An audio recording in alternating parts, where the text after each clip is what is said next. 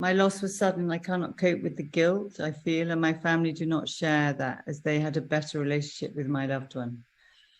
So I think, if you're looking at your experience of loss, it will be influenced by the circumstances of the death, your psychological makeup, how your kind of genetic your personality type, if you like, your history of loss, the circumstances of the death, but also significantly the relationship you had with the person that died. And the thing that influences most is the support you get. If you had a complicated, difficult relationship with the person that died, then some people would think, well, if they've died, then that is over. It's simple. But actually, it's more complex, because you can't now.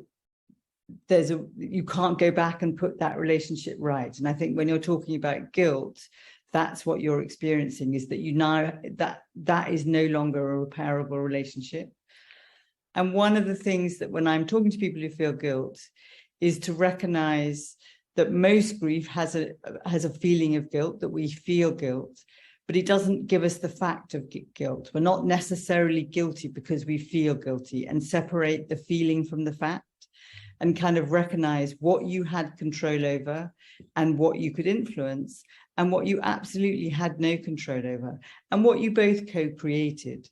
So also the task, I think, is sometimes to grieve the relationship you had, which you would have liked to have been different, and then grieve the person that they actually were.